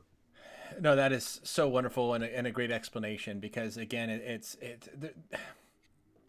just funny because in my a lot of my conversations, just this last week online, it's like someone said that I think they said I had a mental illness because I believed in Christianity, right? You often hear this like really slamming Christians as being the most ignorant, stupid, mentally crazy, insane people for believing what we do, and it's like there are good reasons to be a Christian, and it's not just my Bible says so, therefore. And Right. again, like there's good reasons to believe that Scripture is true, and if Scripture says something, then it's true, and there's good reason to believe it. But we can even go outside of Scripture for those who do not accept that as authoritative, and we can look at all of these different ways of arguing for the existence of souls and mind and free thinking, and then draw logical conclusions, and it Yep. fits so well. And so hopefully being able to use this. And so in this, conversation, my goal was to have people be able to know clearly what Scripture has to say, and why we really Christianity is the best explanation, that God as an eternal immaterial mind that is free, can create us in that same way. We made in the image and likeness of God, have that ability, but then also matching that up to reality, and then showing why atheist, naturalist, materialist perspective doesn't work, and Yep. hopefully giving us the ability and the confidence to be able to work through some of these objections with atheists. Now, a few questions came in for you that are kind of on this topic, maybe a little bit different. So let me pull it up here. The first one, Audra wrote in and she says, do animals have the ability to rationally infer? And she says, the reason why is that she says, I would tend to agree. I was just thinking about an evolutionist atheist asking what makes us different from animals. And so talking about kind of the image of God in Yeah. us, do you have some thoughts on this and how we can say we are unique in our thinking ability because of the image of God versus animals not creating the image of God? How would you kind of, help Addison, or sorry, Audrey? I actually think animals have souls.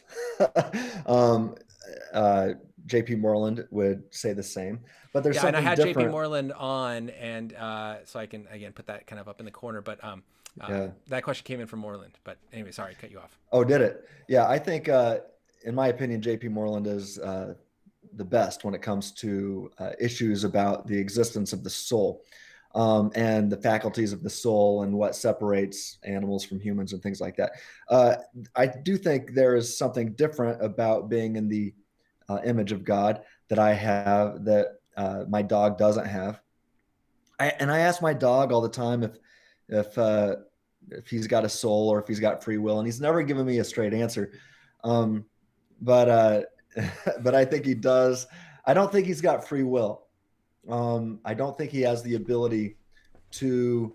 Uh, uh, I think he reacts, and I think he is able to engage in means to end reasoning. So, for example, there's two doors to my bedroom. You can get in through the bathroom, or you can get in uh, through the door to the room. And if one of the doors is closed, he wants to get to me. He'll check one, and if it's closed, he's going to go to the other one. Or if I hide a treat from him, he's just going to keep looking and looking until he finds it. Now, that's a form of reasoning, but he does not have the ability to think about competing hypotheses, to think about the laws of logic and the rules of reason, and to infer better, to rationally infer or affirm claims of knowledge. That's a different kind of thing that separates humanity from the animals. Now, this could also get us into conversations about externalism and internalism.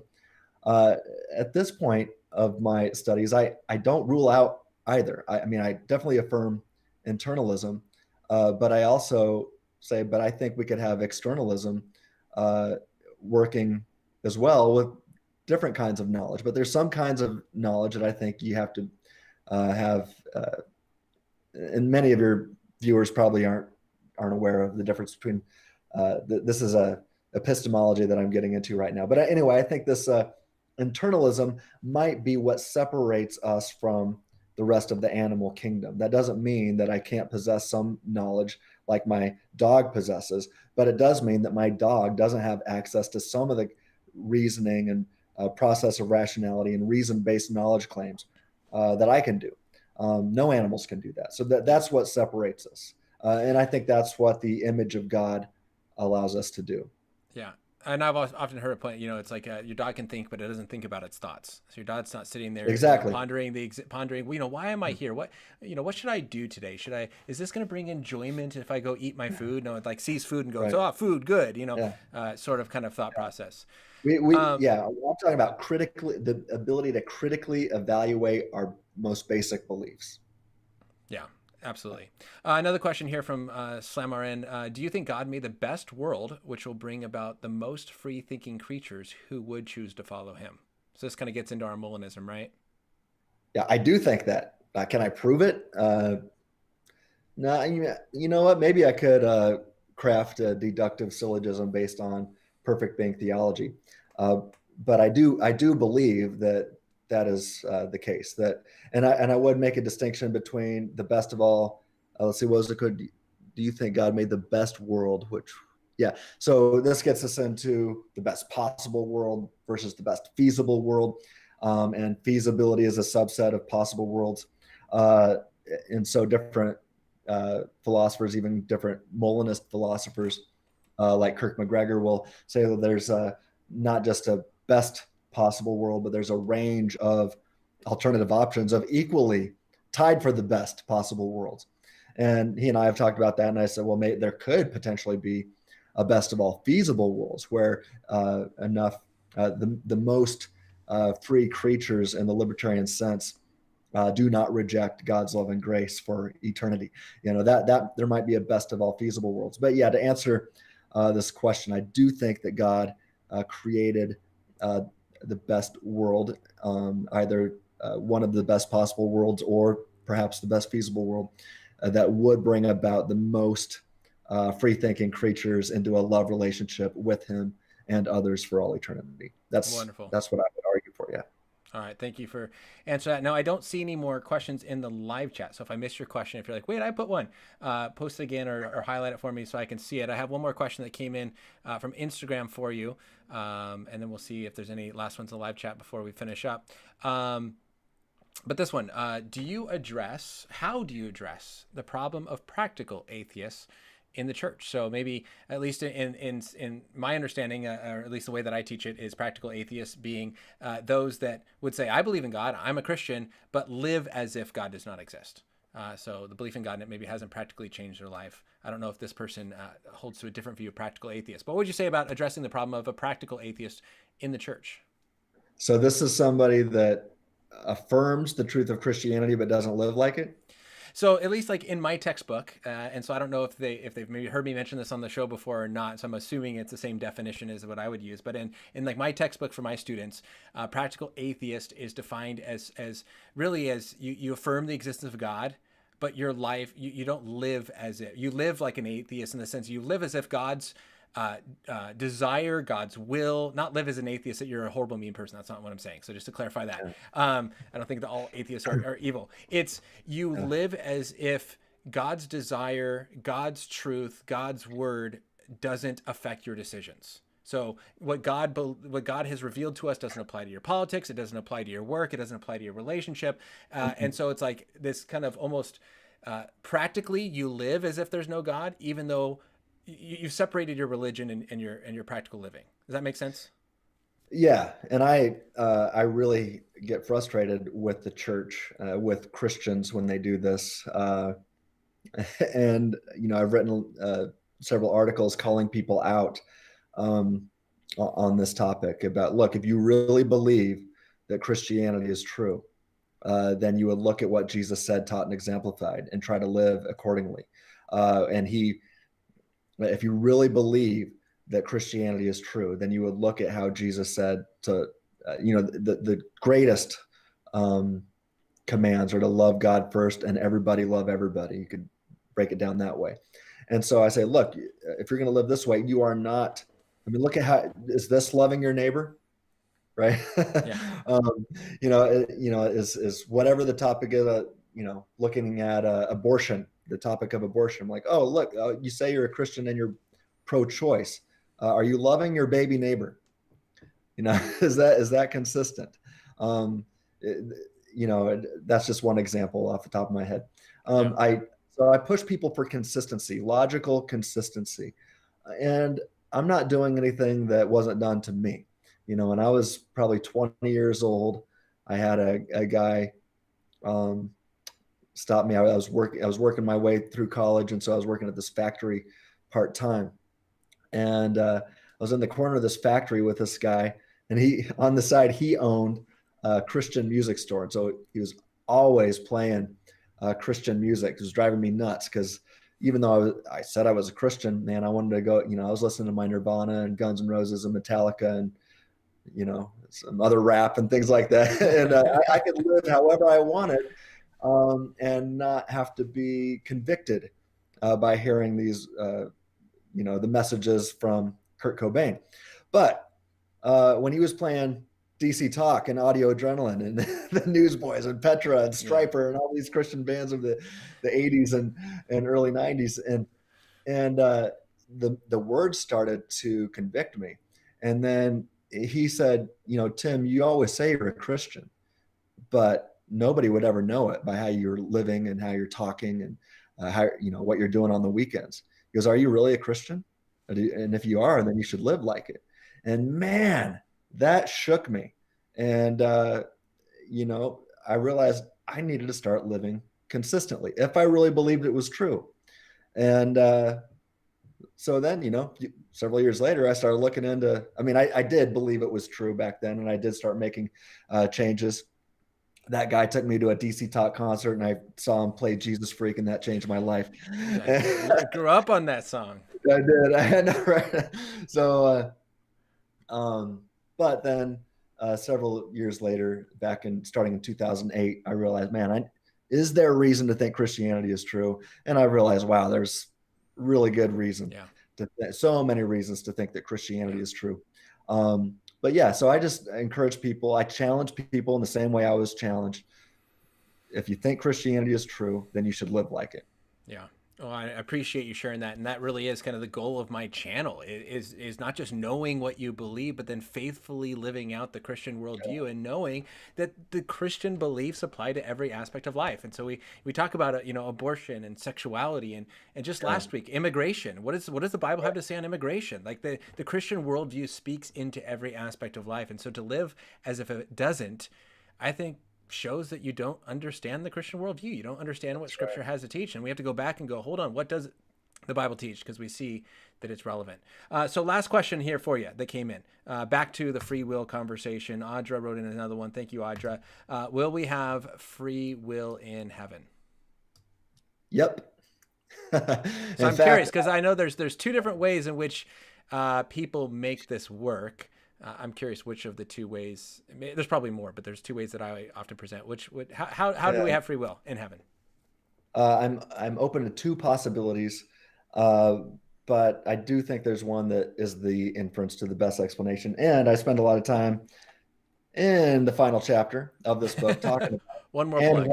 Why we do. And I think once we realize, so look, I argue that we were created on purpose and for the specific purpose to be in a true love relationship with God and others. I think that makes sense of Jesus's greatest commands, to love God and everybody, right? So that's why you exist. Then I go on to show that true love, or at least the best kind of love, requires libertarian freedom. So if we are to exist in a state of affairs in which we can have true love, or the best kind of love with God and others into the infinite future, then we've got to have free will into the infinite future. Well, problem, what doesn't that mean we're going to sin in heaven? Well, that's the next question. I'm like, no. Yeah, can we sin in heaven? I would say you could, right? You could sin in heaven, but you never would sin in heaven. So I would say, look at the philosophical difference between the words could and would. Why does God allow us to live for several decades on this rock, suffused with pain, evil, suffering, and affliction? Well, according to 2 Corinthians 4:17, Paul says these light momentary afflictions, being sarcastic, by the way, because he knew what it meant to suffer, these light momentary afflictions prepare us for an eternal weight of glory beyond all comparison. Well, how does that prepare us? Because we learn how stupid it is not to always follow God's commands. We learn how stupid it is not to love God. We learn how stupid it is not to love each other. And I know that's going to raise more questions. I discuss this in my book. I discuss it more on my website, freethinkingministries.com. I also have some videos on it on my YouTube channel. But I do believe that we will have free will for eternity. What is it that makes me different than Adam, Eve, Satan, and a third of all the angels who were created in a suffering-free state of affairs in the presence of God, yet took that state of affairs, that suffering-free state of affairs of perfection for granted, and they all wrecked it. Well, why won't we? Because we've experienced pain, evil, suffering, and affliction. And as Paul says, that prepares us for eternity. How does it prepare us? Because now in heaven, we'll be too smart for that. We're not going to make the same mistakes that Adam and Eve, Satan, and a third of all the angels did. So read my book, study more on the, I know that's going to raise more questions, but well, hopefully those are questions that have kind of been addressed in the past, in the sense that, like, I have a similar response. I don't know if you learned it originally from Clay Jones, but that's, I frequently use his illustration. I think he shared it on my channel before, but he, in our class, I'm sure you did it with your class. He always takes a pen and goes, and who wants to see me put this pen in my eye? And says, I will never do it. Why? Because it's stupid. That's right. So I can put this pen in my eye, but I never will. You can give me 100 years, a million years, I'm never going to take a pen and just intentionally stick it in my eye. We recognize the goodness of eyesight. So I think that's definitely one way that people go, is that we can sin in heaven, but we absolutely never will. Once we've experienced the goodness of God, the stupidity of sin, we will never do it. Just right. Like I think J.P. Moreland uses the more extreme version of a pen. He says, you'll never eat a steaming pile of dog poop. You can, you never, ever will, because you realize how gross that is. Right. There's nothing causally determining you to do otherwise. There's no strings attached. You could do it, but you never would do it. And so I just focus on the difference between could and would. There's a big philosophical difference there. And just because you could do it doesn't mean you would do it. And I think we learn from pain, evil, and suffering, and that's how we're sanctified. And I think that's how God can guarantee the perseverance of the saints without violating human libertarian freedom. Yeah. Well, there is, the second response, and, I said, Tim, this conversation could go for 2 hours. Let's try to keep it to 1 hour. And here we are at 1:47. So we've already just blown the time out of the water. So why not one more question? So the second, I think, way, and I'm curious why you don't think this one is as good of an explanation. The second way that you often hear is that our natures will actually be made new, to where we will be like God in that sense, where God is a free being, but he can't sin, because it goes against his nature. So, and how you've defined libertarian free will at the beginning, of the ability to choose between a range of options, each of which is consistent with our nature, this idea that our natures will be fundamentally changed to where we can't sin, yet still have the ability to choose a range of options. Therefore, we have free will in heaven. We can't sin, just like God has free will. He is a free being, yet can't sin. So I'm curious, those would be like the two, I guess, Christian explanations I hear, that we can sin, but we won't, versus we can't because we're like God. Why do you think that one is maybe not as good of an explanation? We've learned the value of sin now, but then our natures get changed.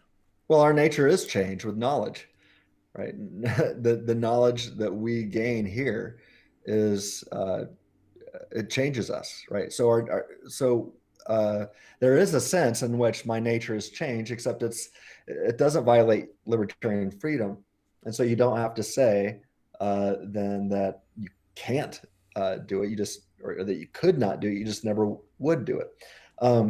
But I am open to another version that still requires the libertarian freedom to make the intentional choice not to resist God's love and grace. And once you do that, it's like stepping over, across this line, where I've heard God being compared to this, the most powerful magnet ever, and you're like this iron filing who's making a choice to, that if I step one more foot closer to God, or if I stop resisting His grace, then I'll be one step closer to God, and then I will be irresistibly pulled to this magnet, and it'll be impossible for me to ever leave this force. I'm open to that. I've written about it on my website.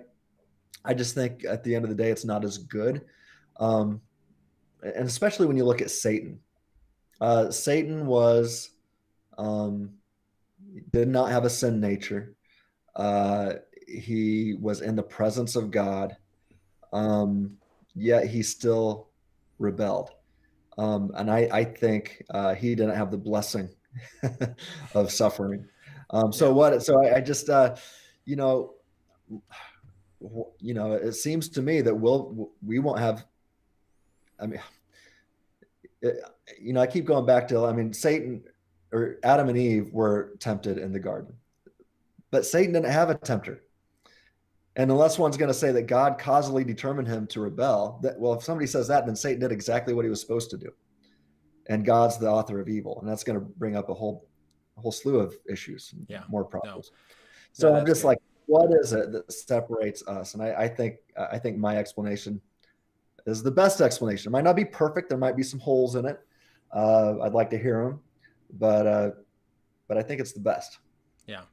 Well, Tim, my goodness, I so appreciate you taking the time here to work through these things with us, helping us see not only that free will does exist, how that we can use that in conversations against naturalism, talking with atheists, as well as pointing to, I think, the beauty of heaven and what it will be like to be free creatures full of love in the presence of God, no sin, and what that is to look forward to. So thank you so much for spending a lot of extra time with us today and helping us work through this fun yet often difficult and sometimes confusing topic of free will. Yeah. Well, thank you for having me, Ryan, and let's do this again sometime. Yeah, absolutely. All right, guys. Well, you have a lot of information there. A lot of information, I think, resources at Tim's website, as well as his book that you can check out. Again, if you want to continue to think through how to know, defend, and faithfully live out the Christian worldview, maybe it's on the topic of souls, you can click on this video. There's another video I'm going to put below on neuroscience and the existence of the soul. What does neuroscience have to say? And really another way to argue that the soul is real and pointing to the existence of God. So with that, I will see you next week on a conversation about the Trinity. Have a wonderful Thanksgiving if you're watching this before Thanksgiving, and I'll see you next week with a conversation on the Trinity and divinity of Jesus. Very theological. I'm super pumped about that. So come back. See you guys later. Have a blessed rest of your week and continue to think deeply about God and Jesus, because, as you know, they are worth thinking about. See you guys.